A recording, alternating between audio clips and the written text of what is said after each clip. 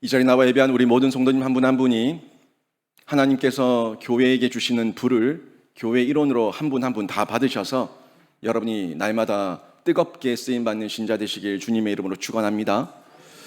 제가 지난주에 교회에 대한 비유 세 가지가 스가랴서 12장 앞부분에 나온다고 말씀을 드리고 두 가지만 제가 말씀을 드렸어요. 그리고 오늘 세 번째 내용을 말씀드리는데, 지난주에 제가 교회의 능력이 하나님이다라는 내용으로 말씀을 드렸죠. 이게 제목이었어요. 교회의 능력은 하나님이라고.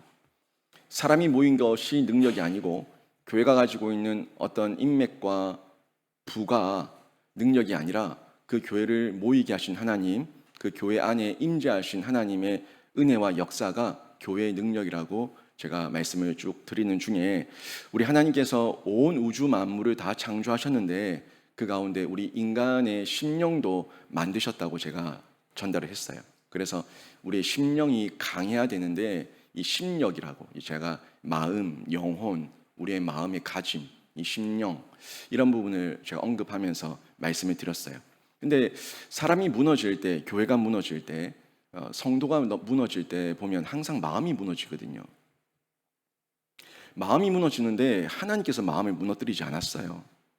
하나님은 여러분의 마음을 강하게 하시는 분입니다.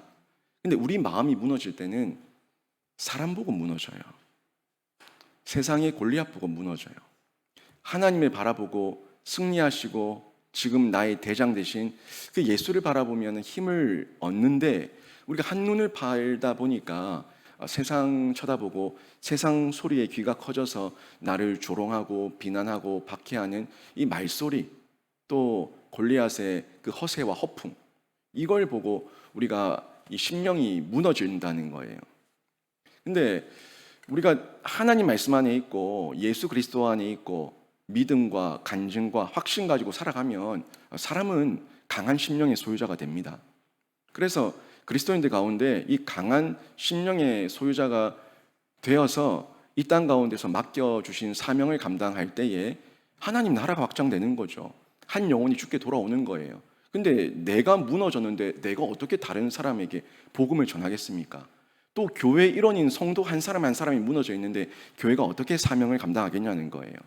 심령이 강한, 은혜를 충만하게 받고 예수 그리스도와 연합된 그 접속 가운데 있는 성도들 한 사람 한 사람이 교회 안에 점점 더 많아지면 그 교회는 하나님께서 쓰시는 불같은 교회가 되는 줄로 믿습니다. 성령의 불타는 교회, 딴 게 아니에요. 성령의 사람들이 모인 교회가 성령의 불타는 교회예요. 우리 강한 심령으로 저희가 그 사명을 감당해 나가야 되는데, 세상의 시각으로 볼 때 우리가 너무 초라해 보인다는 거죠. 우리는 너무 가난해 보인다는 거죠. 너무 나약해 보인다는 거예요. 세상은 칼과 총을 차고 공권력을 가지고 있고 권력과 인기와 부와 귀를 가지고 있는데 우리 교회는 아무것도 없는 것 같은 거예요. 성도들 한 사람 한 사람 보면 더 초라해 보이는 거예요. 제가 지난주에 고린도서 6장 말씀을 마지막 부분에 언급하면서 아니라고, 역전의 하나님께서 그렇게 보시지 않는다고 제가 말했어요. 세상의 시각으로 볼 때는 우리가 무명한 것 같으나 하나님 눈에는 우리는 유명한 자예요. 또 세상 시각에서는 우리가 죽은 자 같지만 우리가 하나님 시각에서는 산 자입니다. 우리가 사람들 눈에는 징계받은 자 같지만 하나님 시각에서는 죽음을 당하지 않습니다. 영생을 가진 자예요. 우리가 사람들 시각에는 근심하는 자 같으나 하나님 눈에는 우리는 항상 기뻐하는 자입니다. 세상 사람들은 우리를 가난하다고 얘기하지만 하나님께서 보실 때 우리는 부유한 자고요. 세상 사람들이 우리는 아무것도 없다고 얘기하지만 우리는 하나님 안에서 모든 것을 가진 자입니다. 이게 고린도서 6장에 나왔던 메시지인데 역전 아닙니까? 완전 역설이에요. 세상이 보는 시각과 하나님께서 보시는 시각이 다르다 하는 걸 성경이 정확하게 저희에게 전해주고 있습니다. 실제입니다. 실제고요. 교회와 신자는 절대 약하지 않습니다. 여러분이 정말 그런 시각을 가지고 교회는 약하다, 신자는 약하다, 또 우리는 가진 것이 없다, 세상은 강하다, 세상은 자이언트고 우리는 메뚜기다 라고 얘기한다면 그럼 교회의 목사는 뭡니까? 정말 한국의 대한민국의 1% 아니 0.1%, 그 초대형 교회 정치계와 인맥이 닿여 있고 그 성도들 가운데 정치인들이 수두룩빽빽하고 사업하는 대기업 총수들이 여러 명이 있고 그런 엄청난 교회 0.1%? 0.001% 되겠습니까? 그런 교회를 제외한 저 같은 목사, 우리 선교지에 이름도 없이 빛도 없이 사역하고 있는 그 모든 선교사님들 뭐예요? 그 시각으로 본다면 완전 허접하고 찌질하고 아무런 볼품없는 정말 나약해 빠진 쓸모없는 인간들 아닙니까? 근데 저를 볼 때 제가 그렇게 비굴하게 살던가요? 당당합니다. 우리 선교사님들 선교지에서 비굴하게 살지 않습니다. 당당합니다. 왜요? 하나님의 권세를 가진 자들이기 때문에, 말씀을 맡은 자들이기 때문에, 하나님의 비밀 병기로 비밀을 맡은 자들이기 때문에 세상의 그런 시각과 안목을 가지고 자신을 정죄하거나 자신을 하찮게 여기지 않습니다. 존귀한 자예요. 목사가 그 존귀한 하나님의 자녀로서 사자로서의 정체성을 가지고 있을 때 성도들에게 하나님의 말씀으로 권면하지, 제가 찌질하고 제가 비굴하고 제가 늘 겁먹어 있고 제가 두려워 벌벌 떨고 있는데 무슨 담대함으로 성도를 위로합니까? 내 꼴이 하찮은데 무슨 성도를 위해 축복 기도를 합니까? 내가 지질이 복이 없는 인간인데. 여러분, 그런 시각을 가지고 있으면 어떤 부모도 자기 자녀에게 축복해 주지 못합니다. 부모가 당당해야 돼요. 목사가 당당해야 돼요. 비밀을 맡은 자, 교회가 당당해야 돼요. 그래야지, 당당하고 떳떳해야지 하나님께서 주신 복을 흘려보내는 통로로 쓰임받을 수가 있는 겁니다. 교회와 신자 결코 절대 약하지 않습니다. 하나님께서 그 심령만 강하게 하신 것이 아니라 그들에게 비밀을 맡기셔서 그들의 비밀 병기로 쓰신다고 분명히 하나님께서 말씀하고 있지 않습니까? 세상은 우리들이 가지고 있는 이 비밀, 우리가 깨달은 이 진리를 깨닫지를 못해요. 아무리 첫날 만날 얘기해도 그 사람들은 깨닫지를 못해요. 성령께서 깨닫게 해주지 않으셨어요. 비밀이니까. 우리만 들었을 때 성령의 임재가 있으니까 성령께서 그 비밀을 깨달으셔서 믿어진 거예요.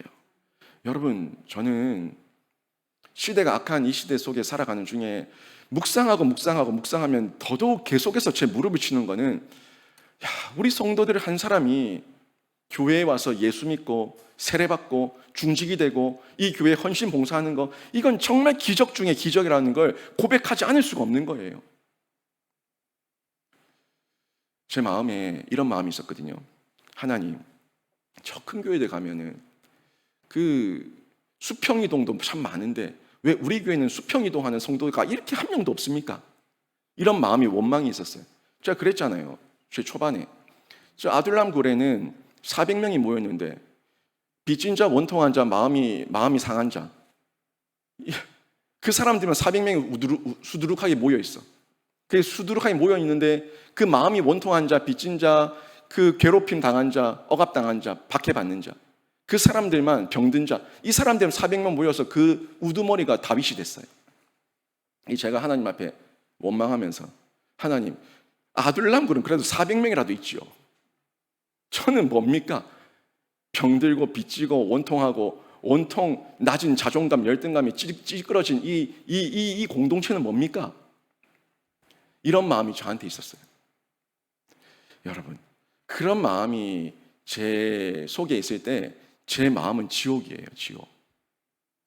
근데 그런 공동체가 아니라 하나님께서 쓰시는 비밀 병기, 세상 사람들 보기에는 빚지고 상하고 마음이 원통하고 온통 억압당하고 박해받고 고난 중에 있는 사람들이라고 할지라도 그 사람들이 변화되는 건 기적이거든요.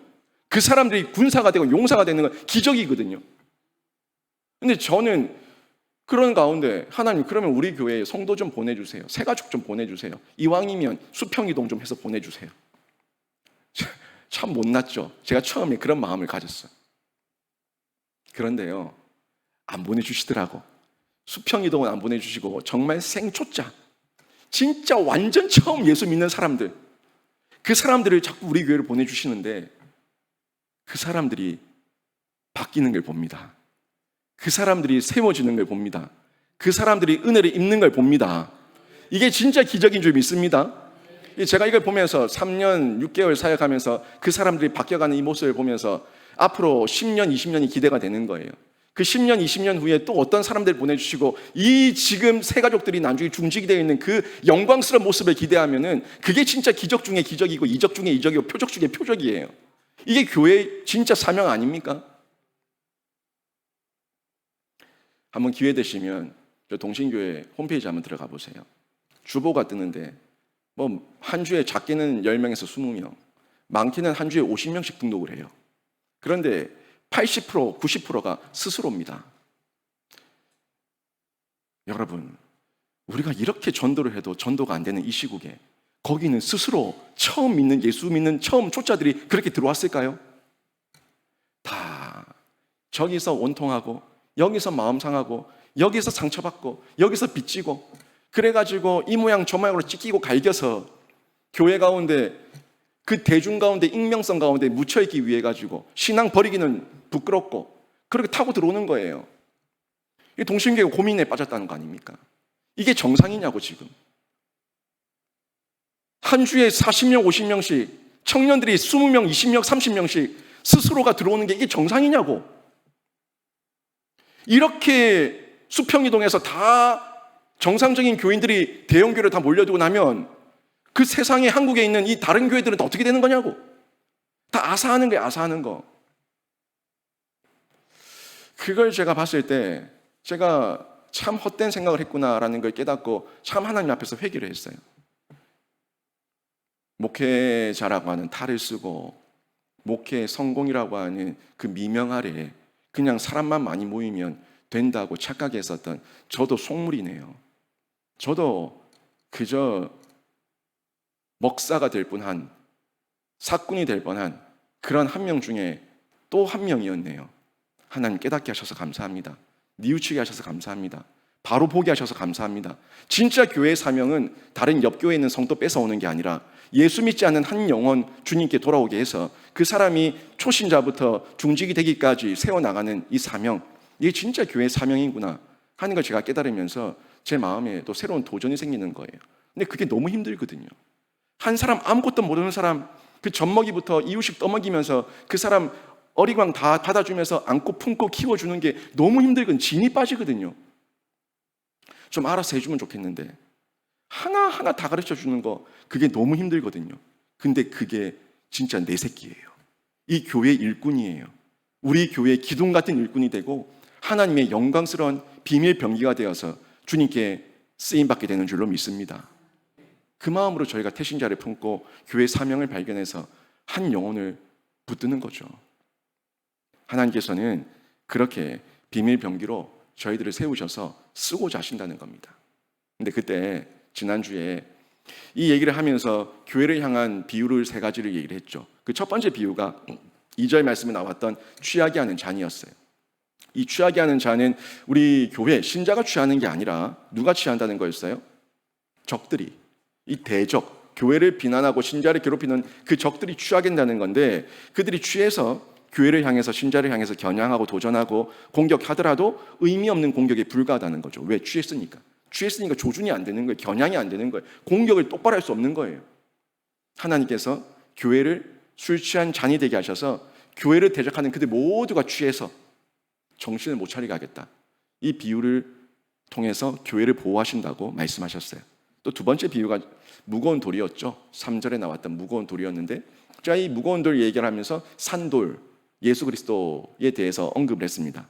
이 산돌이신 예수 그리스도를 사람이 제거하기 위해서 뽑으려고 하지만 절대 뽑을 수 없고 깨뜨려서 부스러뜨릴 수도 없다고 제가 얘기했어요. 그 돌은 근원이 땅에 박혀 있고 땅의 뿌리에 박혀 있고 하늘에 닿아 있는 돌이기 때문에 그 누구도 함부로 제거하거나 빼앗을 수 없는 돌이라고 제가 얘기를 했어요.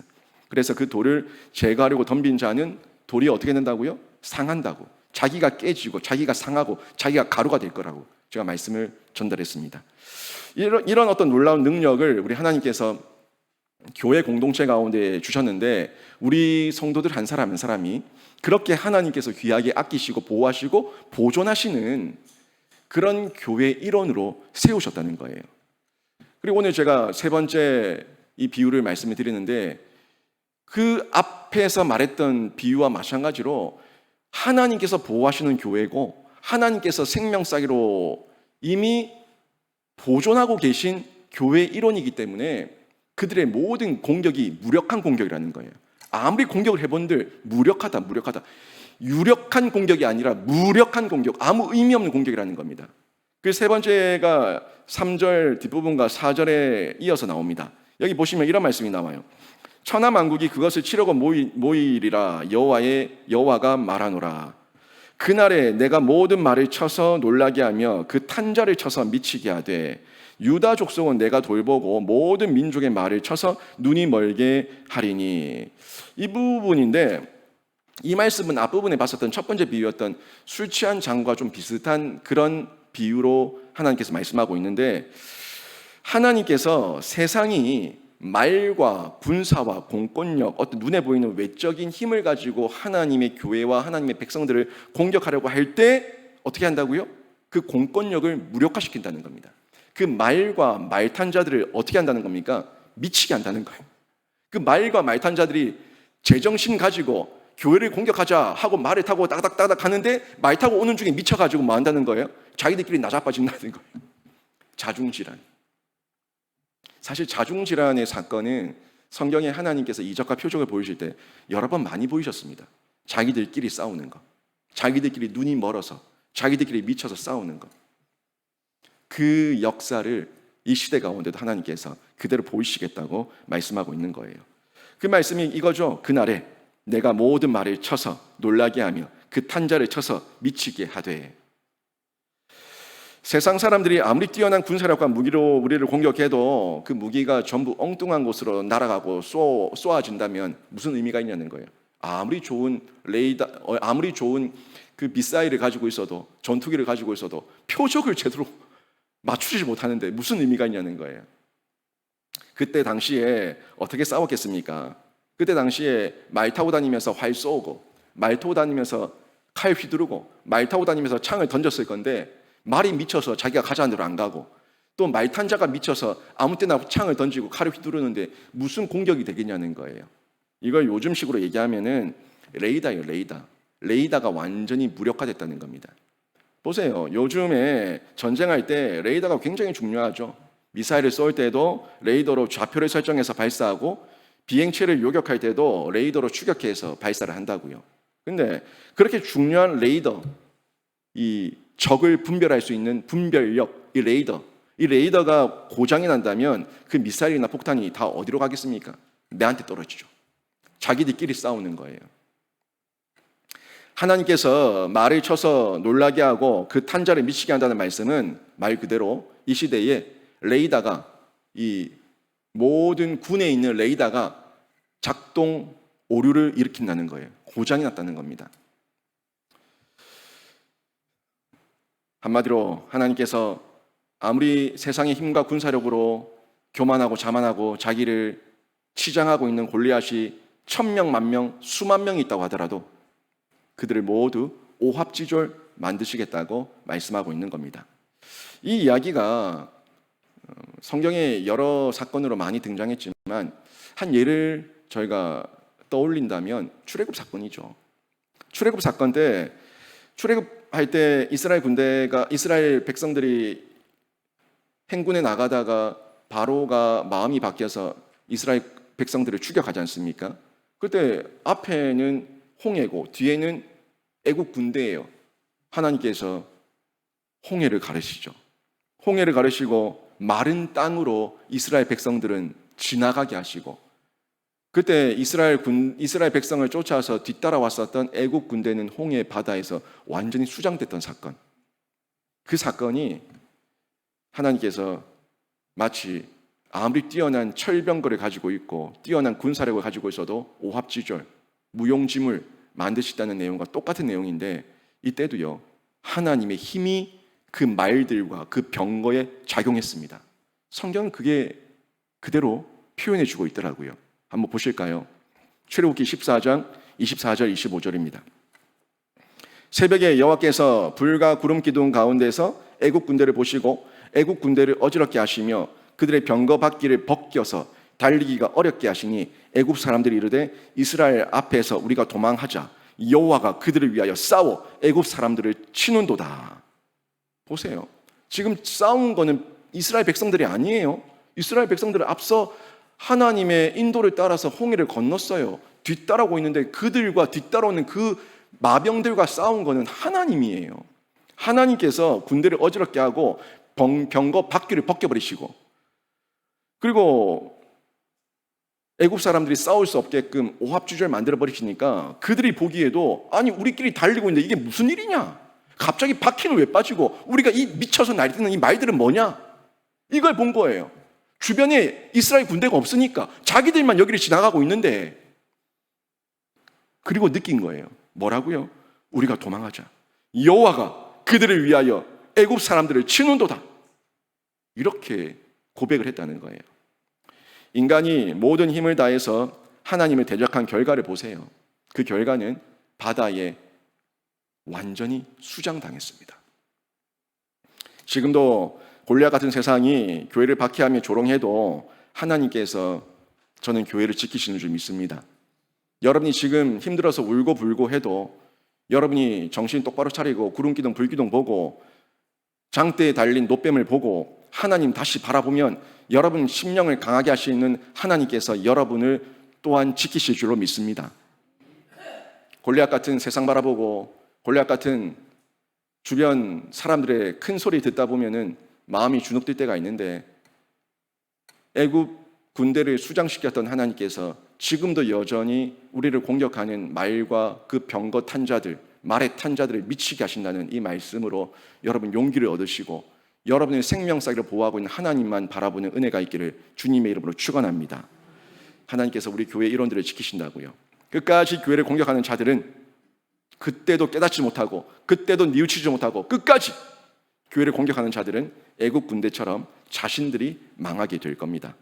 여러분, 우리는 세상의 종국, 세상의 마지막을 아는 자들이에요. 이게 비밀 아닙니까? 세상은 그 종국, 그 마지막을 몰라서 미친 듯이 날뛰고 있지만 우리는 그 마지막을 아는 자이기 때문에 하나님의 거룩한 신부로 그 마지막 주님 오실 때를 예비하는 자들이에요.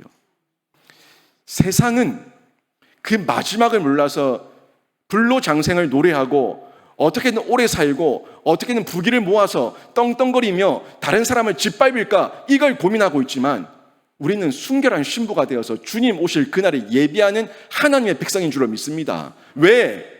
마지막에 종국을 아니까. 그렇게 헛되게 부귀를 쌓을 이유가 없고 나에게 사명 감당할 만큼만 있으면 되는 거예요.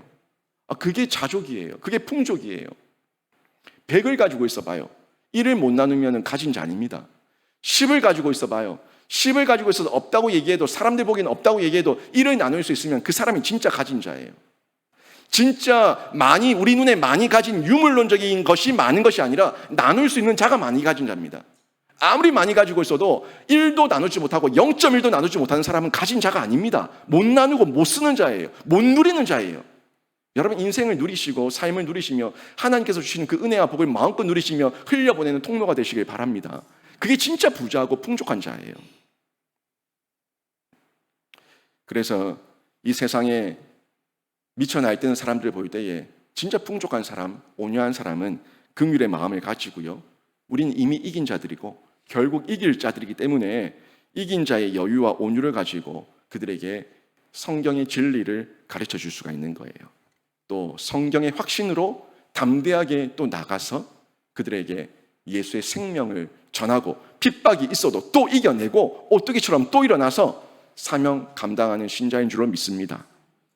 그런 교회를 하나님께서 횃불과 화로로 쓰시겠다고 오늘 본문에서 말씀하고 있어요. 횃불, 화로. 한번 보실까요? 5절, 6절입니다. 유다의 우두머리들이 마음속에 이르기를 예루살렘 주민이 그들의 하나님 만군의 여호와로 말미암아 힘을 얻었다 할지라.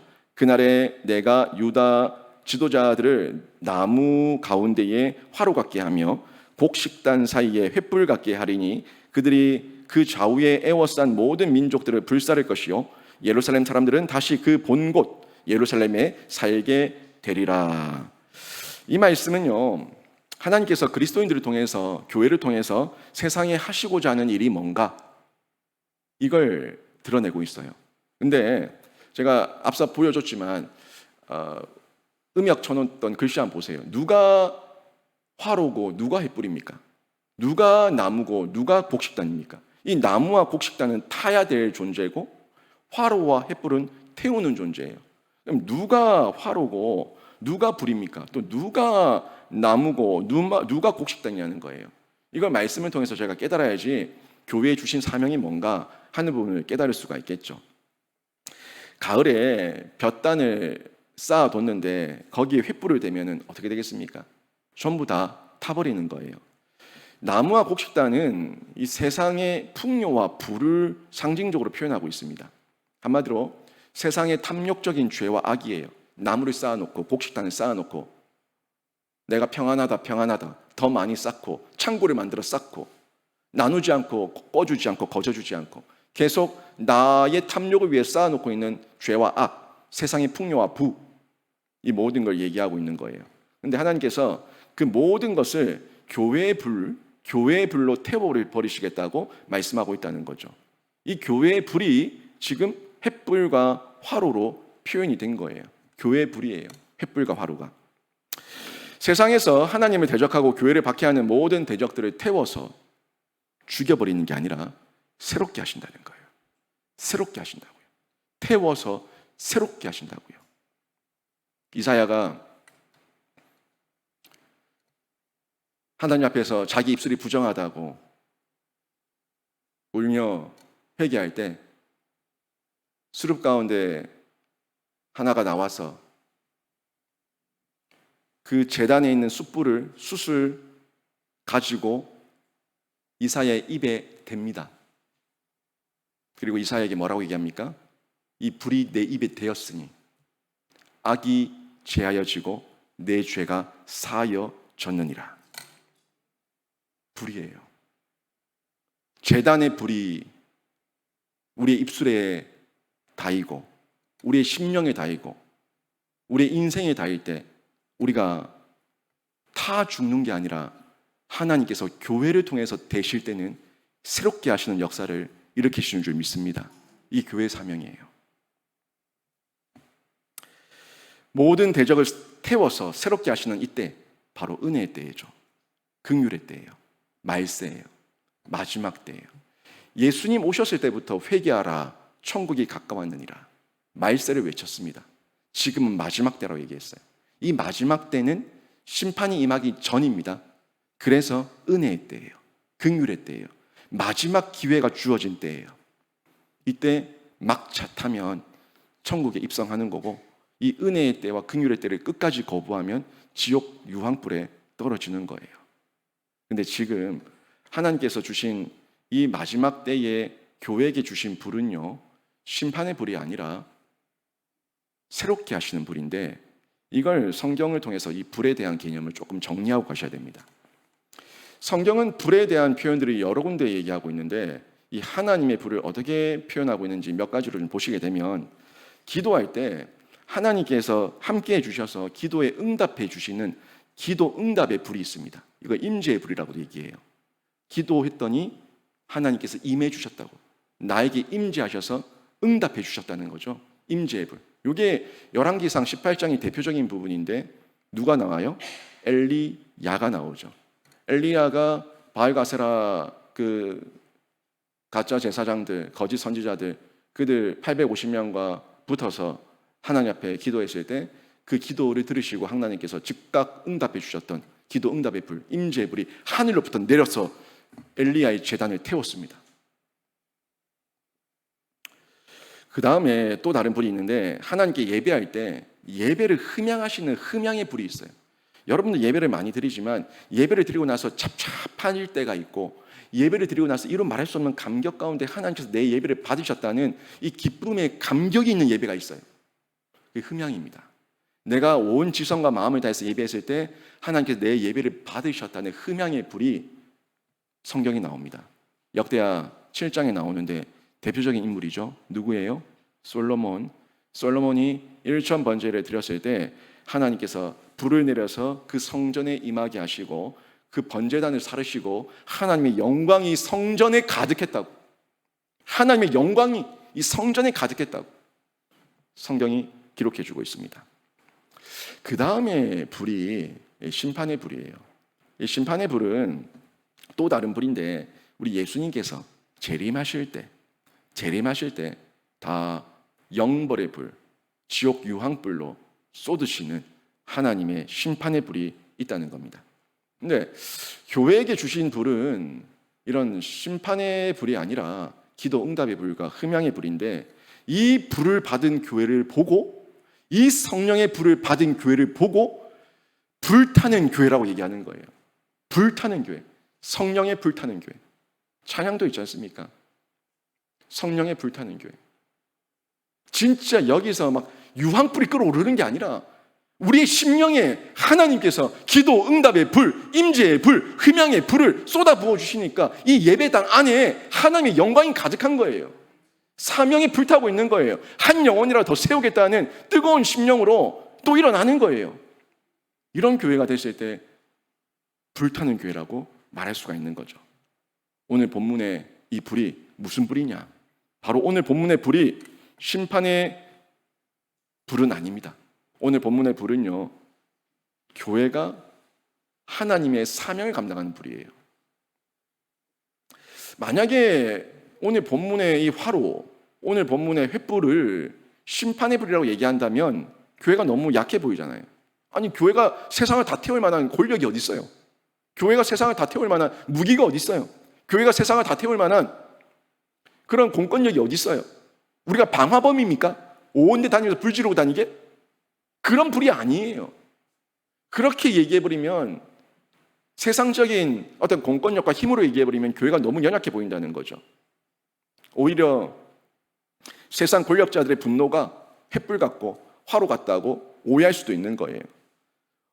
그들이 분노하며 그들이 우리에게 불을 던지고 그들이 우리를 괴롭히고 우리를 박해하니까 교회가 화장당할 것 같은, 다 타 죽을 것 같은 그런 공경에 빠지지 않겠습니까?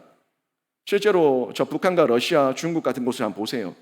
계속된 인권 유린과 교회 박해가 이루어지고 있어요. 또 나라와 나라 간의 전쟁을 통해서 수많은 난민이 발생하고 많은 국민들이 아사에서 죽는 모습을 보지 않습니까? 이유 없이 국민들이 죽어갑니다.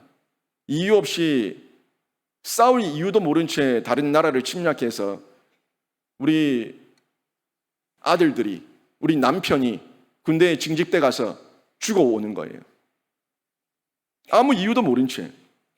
근데 그 앞에서 그 누구도 나서서 말을 못하는 거예요. 왜? 그들은 철옹성 같은 국가 권력을 가지고 있으니까, 공권력을 가지고 있으니까, 횃불을 가지고 있고 화로를 가지고 있으니까 괜히 그들한테 대들었다가는 내가 타 죽을 것 같으니까 함부로 말도 못 꺼내는 거예요. 북한에서 누가 김정은에게 반항하며 깃발을 들겠습니까? 바로 총살이니까. 다 숨죽이고 있는 거예요. 중국도, 러시아도 하나같이 전제주의, 사회주의, 공산주의 국가들 보세요.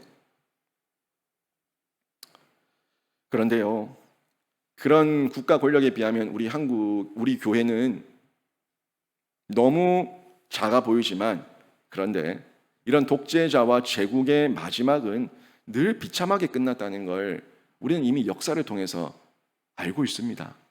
역사는 반복된다고 얘기하잖아요. 저 푸틴이 영원하지 않습니다. 저 시진핑이 영원하지 않습니다. 저 김정은이 영원하지 않습니다. 저들의 마지막과 저들의 종국이 어떻게 끝날 것인지, 또 하나님의 심판대 앞에서 하나님께서 어떻게 그들을 벌하실 것인지 우리는 예측할 수가 있어요. 왜? 성경이 말씀하고 있으니까. 또 역사가 이미 그것을 보여줬기 때문에. 다만 하나님의 때, 하나님의 방법, 그 시간과 그 방법을 우리가 모르기 때문에 우리는 지금 답답함을 느낄 뿐이지만 우리가 약한 건 아니라는 거예요. 하나님께서는 우리에게 사명 따라 또 다른 힘을 주셨고 능력을 주셨고 친히 우리를 보호하고 있다는 약속으로 우리를 위로하고 있습니다. 그리고 우리에게 우리가 괜히 나서서 심판의 불을 던지지 말라고 얘기하시죠. 심판은 누구에게 속했습니까? 하나님께 속한 거예요. 심판은 하나님께 속한 거예요. 하나님께서 심판하실 것이고 하나님께서 그들에게 죄를 물으실 것이고 하나님께서 하실 거니까 우리는 교회 사명을 하면 되는 거예요. 내 일이 아닌데 교회가 나서서 그들을 정죄할 필요도 없고 지옥 갔다 어쨌다 말할 필요도 없고 그들을 향해서 저주를 퍼부을 필요도 없고 그들을 향해서 칼을 뽑을 필요도 없어요. 그건 교회의 사명이 아닙니다. 심판의 불은 하나님께서 친히 쏟아 부으실 거예요. 하나님께서는 교회에게 또 다른 불을 주셨어요. 그런 세상이 가진 분노의 불, 그 미움의 불이 아니라 교회에게 주신 불은 뭐예요? 성령의 불이고 부흥의 불을 주셨습니다.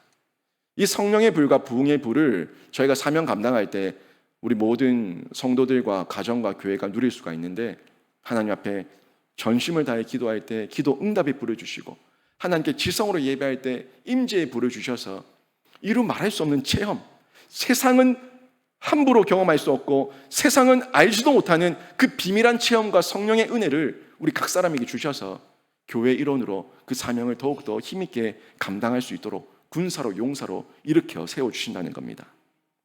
그래서 이 불이 세상이 감당치 못하는 불이 되는 거예요. 독재자들의 불, 제국주의자들의 불, 공권력의 불, 그들이 아무리 강한 불을 갖고 있는 것처럼 보여도 그 악한 불 앞에 서서 맞불을 놓으시는데 이 맞불은 그 악한 불을 집어서 삼킬 수 있을 만큼의 거룩한 불이에요. 성령의 불이에요. 우리는 악한 불이 아니라 거룩의 불, 성령의 불, 부흥의 불길로 하나님의 역사를 일으키는 하나님의 동력자인 줄로 믿습니다. 이게 우리 교회예요. 우리 성도들이에요. 여기 그 말씀을 표현할 때 5절 6절에서 뭐라고 얘기했냐면 유다의 우두머리들이라고 얘기했죠. 이 유다의 우두머리들은 하나님 말씀을 믿고 붙드는 사람들이에요. 여기 사실 이 우두머리 표현이 원어를 보면 이런 표현이 아닌데 왜 우리 한국 번역을 왜 우두머리라 했나 했는데 모르겠어요. 꼭 산적들 두목처럼. 아니 그 아둘람굴에 모여서 400명의 우두머리가 된 다윗도 우두머리라 표현하고 이 유다의 하나님의 마지막 남은 그 존귀한 하나님의 거룩한 백성들을 왜 우두머리들 이렇게 또 표현을 했는지 하여튼 이 번역이 그런 거고 이 우두머리들 조금 부정적인 어감이 있어서 제가 말씀을 드린 거예요. 이 우두머리들은 나쁜 사람들이 아니라 유다의 그러니까 이 교회에 하나님께서 남겨놓으신 말씀을 믿고 붙드는 사람들입니다. 하나님의 말씀을 끝까지 믿고 붙들고 있는 사람들, 이 사람들을 지금 5절에서 유다의 우두머리들 이렇게 표현을 한 건데요.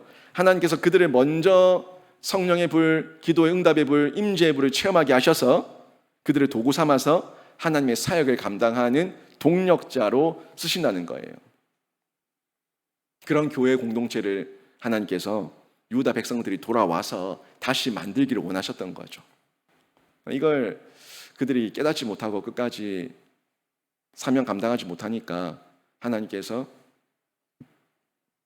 예수 그리스도를 보내셔서 이제 교회를 세우신 거죠. 교회. 그리고 그 꺾으셨던 은혜의 막대기, 연합의 막대기, 그 두 막대기를 예수 그리스도의 십자가로 다시 세우셨어요. 수직적인 하나님과의 관계, 수평적인 이웃과의 관계, 은혜의 막대기, 연합의 막대기, 두 막대기, 수평, 수직. 그 두 막대기 결국 십자가, 예수 그리스도, 구원의 은혜, 이 능력을 믿는 교회를 통해서 하나님께서 지금 주셨던 이 권세를 다시 부여하시고 생명사기를 보호하시며 횃불과 화로가 되게 하셔서 이 사역을 감당하게 하시는 줄로 믿습니다. 결국 우리한테 하시는 말씀이 우리한테. 여러분 골리앗과 다윗의 모습을 다시 한번 생각해 보세요. 주일에 계속 말씀 듣고 있는데 하나님의 말씀을 믿는 믿음과 간증과 확신이 다윗의 불이 되었습니다.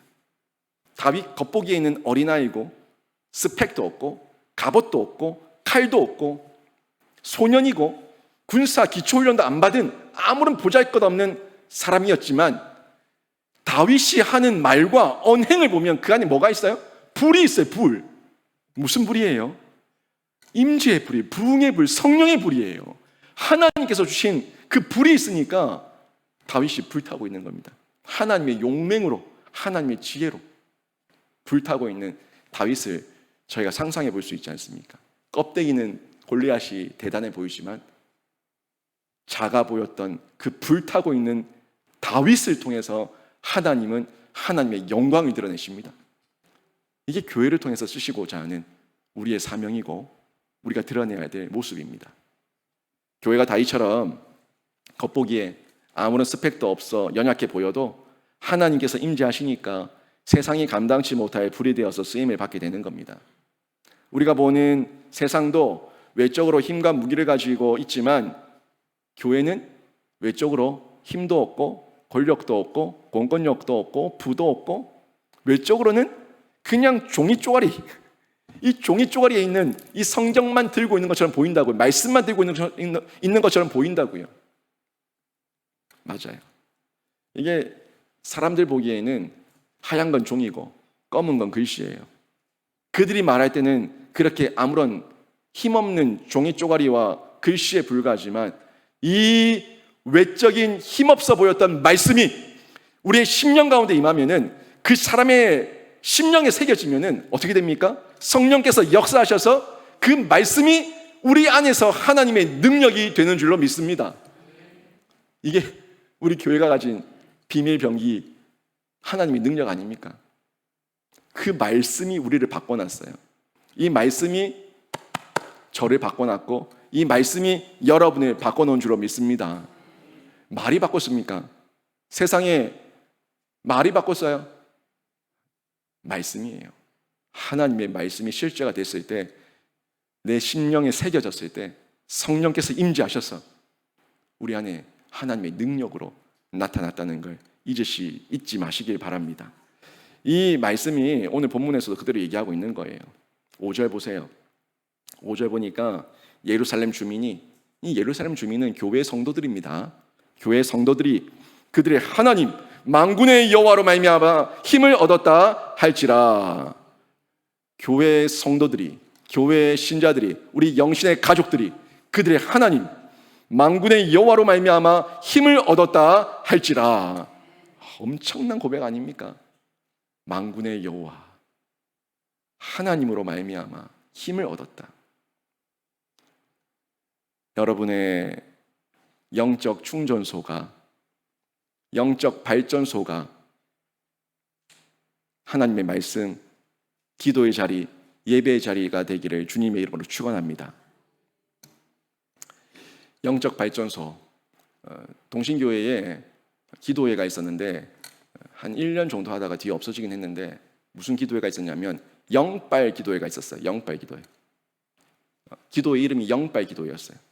영적 발전소. 그래서 좀 세게 발음해서 영빨 기도회라고 했었는데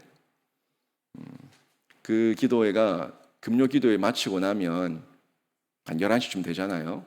그때부터 새벽 6시까지 계속 기도하다 가는 시간이었거든요. 그래서 1시간씩 교육자들이 돌아가면서 계속 기도 인도하고 이어서 7시간을 더 기도하다가 돌아가는 기도회였는데, 좋은 기도회였는데 마음은 원이로되 육신이 연약하여 한 1년 하다가 없어졌어요. 근데 그게 사실 근데 보면 우리 한국 교회의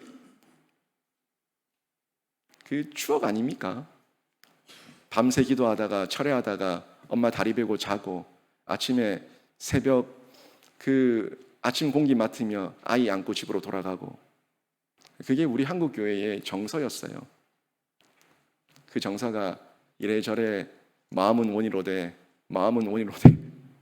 육신이 연약하여 이런 핑계 저런 핑계로 하나씩 사라지고 없어지다 보니까 이제는 수요 예배도 없애고 금요 기도회까지 없애는 이런 처절한 현장까지 오고 말았습니다. 여러분, 하나님께서 우리에게 힘을 안 주신 게 아닙니다. 세상이 가지지 못한 엄청난 영적 힘과 능력을 주셨음을 믿고 여러분 안에 강한 담력을 얻으시길 바랍니다. 가끔 세상을 볼 때 힘이 빠질 때가 있죠. 저도 한 번씩 보면은 무슨 세상이 이렇게 미쳐 돌아가냐 싶을 때가 한두 번이 아니에요. 한숨 나올 때가 한두 번이 아니에요. 한국교회 요즘 치안 상황을 보면은 기가 차고 어쩌다 이 모양 이 지경이 됐나 싶을 정도의 모습을 보게 되는데, 저는 모르죠.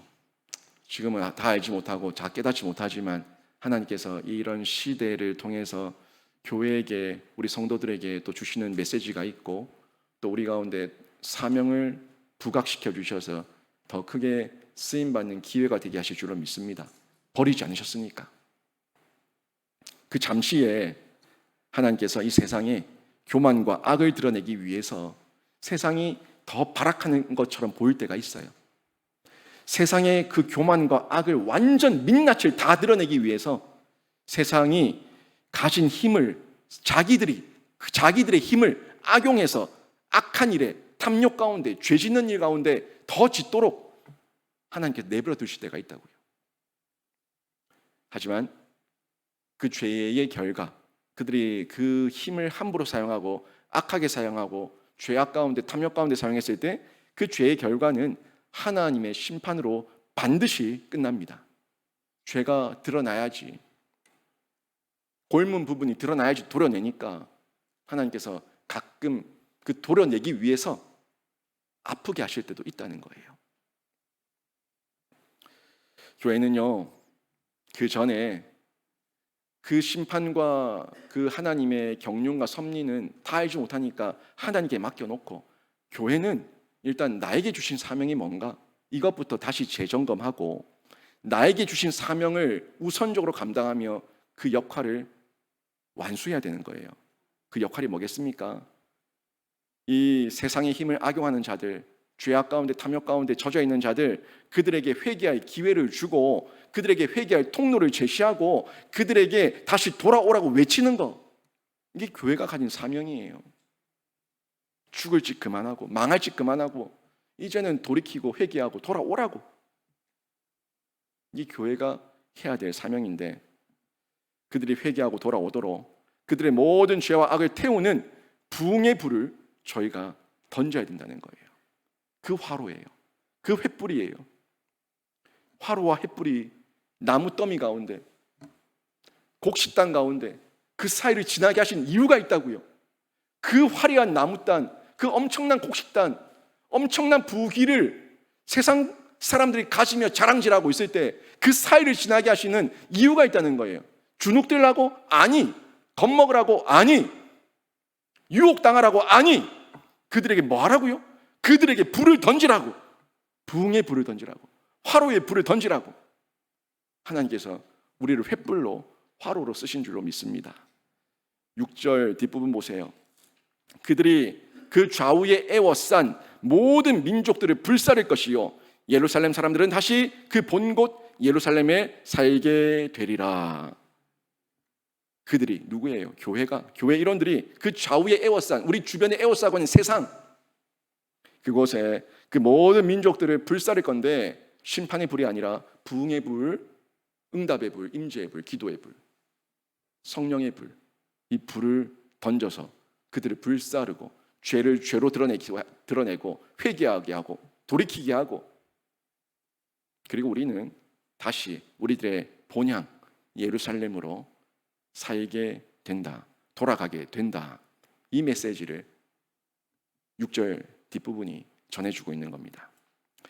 이 시대 교회 일원으로 우리도 사명을 확인하고 불을 전하는 신자 되시길 바랍니다. 사명 확인하세요. 인생 타령 그만하시고 인생 원망, 저주, 이 마음에 원통한 마음, 상한 심령, 그 속에서 혼자 끙끙 좌절, 절망 그만하시고 여러분 안에 성령의 불이 임해서 여러분이 먼저 불타고 여러분이 가진 그 성령의 불을 또 세상에 던지는 성도가 되시길 바랍니다. 성령께서 부흥의 불을 통해서 인간 양심의 모든 죄는 불태우실 거고요, 불타는 가운데 새 사람 되게 하시는 부흥을 교회 가운데 허락하실 줄로 믿습니다. 우리 교회에도 새가족들이 오고 또 처음 예수 믿는 사람들이 들어와서 우리가 불타고 있을 때, 우리 각 성도들이 불타고 있을 때 그 사람들이 불 구경하러 왔다가 함께 불타는 역사, 불 구경하러 왔다가 그 성령의 불이 옮겨 붙어서 그들도 불타는 역사.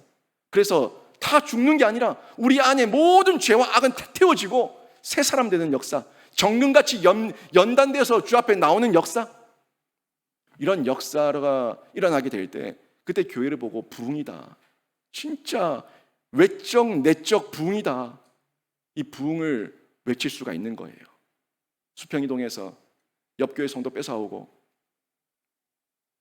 그냥 사람 수만 많아지는 걸 부흥이라 말할 것이 아니라 진짜 새 사람 된 사람이 있냐, 삶이 바뀐 사람이 있냐, 삶에 믿음과 간증과 확신이 있는 사람이 몇 명이 있냐, 그 사람들이 지금 어떤 사명을 감당하고 있냐, 그 사람들이 이 땅에서 지금 불을 던지고 있냐, 이 사명으로 하나님께서 평가하실 건데 우리 교회가 그 시야를 가지고 그 안목을 가지고 사역을 감당해야 된다는 겁니다. 교회는요, 먹고 사는 일을 해결해 주는 것이 아니에요. 그건 2차적인 문제예요. 먼저는 한 영혼이 성경과 성령으로 예수 그리스도를 믿어서 살아야 됩니다. 살아서, 영혼이 살아서, 영혼이 잘된 같이 범사가 잘 되는 복을 전하는 곳이 교회고 목사예요. 제가 주일을 얘기했잖아요. 힘들다고, 어렵다고, 아프다고 찾아온 성도들이 저한테서 펑펑 울 때에 제가 어떻게 해야 되냐고, 목사가 어떻게 해야 되냐고, 병원 갑시다, 손잡고 병원에 데리고 가야 됩니까? 아니면 치료받으러 갑시다, 손잡고 상담센터로 가야 됩니까? 아니면 손잡고 돈 빌리러 갑시다, 은행을 가야 됩니까? 제가 뭘 해야 되냐고요. 뭘 하는 것이 진짜 목사다운 목사의 역할입니까? 물었을 때 뭘 해야 됩니까? 말씀으로 위로하고 말씀으로 권면하고 그 말씀이 그 사람의 심령에 새겨져서 그 성령이 그 심령 가운데 임하도록 기도해 줄 수 있는 거, 이게 목사가 1차적으로 해야 되는 거예요.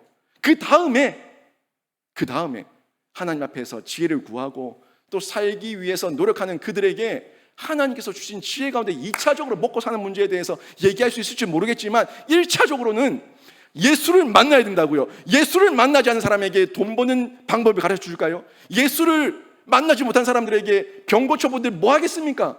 돈이 많아본들 뭐 하겠습니까? 예수를 믿고 건강해야 되고, 예수를 믿고 돈도 있어야 되고, 예수를 믿고 장수할 때 예수 안에서 하나님의 영광을 드러내는 줄로 믿습니다. 그 영혼이에요, 영혼. 그 영혼이 잘된 같이 범사가 잘 되는 복을 우리가, 교회가, 성도가 전하고 받아야 되는 거예요. 여러분, 하나님께서 교회에 부흥의 불, 성령의 불을 주실 때에 우리가 먼저 그 불을 받아서 성령의 불타는 교회와 신자가 되시길 바랍니다. 지금 저와 여러분이 먼저 하나님께서 불을 부어 주실 때 불을 받아야 돼요. 그리고 우리가 성령의 불타는 교회와 신자가 돼야 됩니다. 여러분이 불타는 성도로 살아내면은 여러분 때문에 여러분 가정이 성령의 불타는 교회가 될 줄로 믿습니다. 여러분이 성령의 불타면 여러분 때문에 여러분 직장이 신우회가 생기고 여러분 직장에 교회 예배가 생기며 하나님께 돌아오는 백성들이 더욱더 많아질 줄 믿습니다. 내가 먼저 교회로 하나님의 불을 받은 자로 불타고 있을 때에 불을 던진다고요. 내가 불이 없는데 어떻게 불을 던집니까? 나도 가서 불 붙여 달라고 머리 내밀어야지. 아니, 내가 불타고 있어야지 다른 사람이 불을 던지는데 여러분이 늘 불타고 있는 그런 성도로 쓰임 받으셔서 여러분이 하나님께서 불을 던지라고 했을 때 마음껏 불을 던질 수 있는 하나님의 동력자가 되길 주님의 이름으로 축원합니다. 불을 던집시다. 우리 영신교회가 불을 던집시다. 이 칠곡 땅에 불을 던지고 이 대구 경북에 불을 던지고 나라와 민족에 불을 던지고 열방과 세계 열국 가운데 불을 던지는 그런 교회가 되기를 바랍니다. 우리 예수께서 그 불 던지러 오셨어요. 근데 예수께서 다 이루지 않으시고 그 마지막 사명을 교회에게 남겨두고 가셨어요. 예수님께서 말씀하셨습니다. 확인해 볼까요? 누가복음 12장 49절입니다.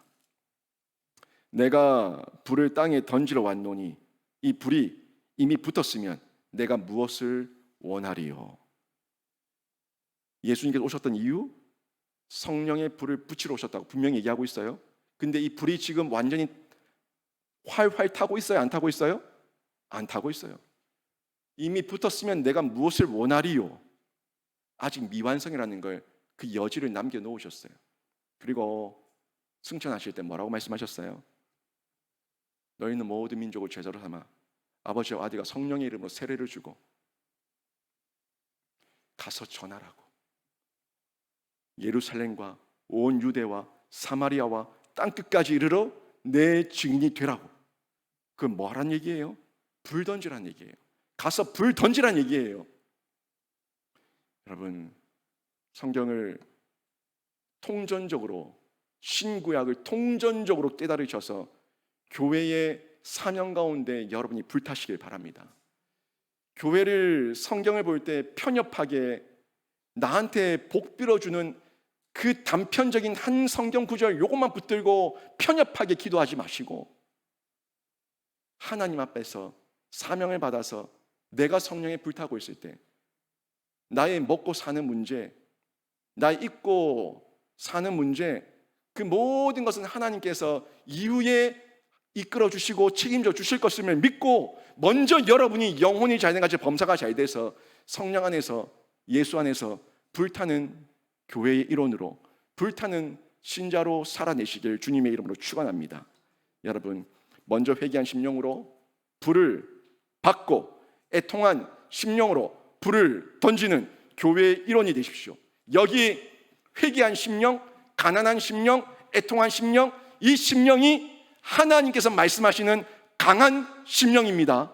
하나님께서 역사하시는 강한 심령입니다. 내가 회개하며 울 때에 그 모습이 이제 하나님의 은혜를 입는 자리예요. 내가 애통한 심령으로 회개하며 울 때에, 내가 가난한 심령으로 회개하며 울 때에, 그때 하나님의 불이 임하는 타이밍이에요. 그 불이 임하면 이제 불이 던지는 교회 일원이 되는데, 여러분이 먼저 회개한 심령, 애통한 심령, 가난한 심령 되셔서 강한 심령으로 거듭나시고 불을 던지셔서 우리 개인과 가정과 교회와 직장과 모든 곳곳이 성령이 불타는 교회로 쓰임받게 되기를 주님의 이름으로 축원합니다. 아멘.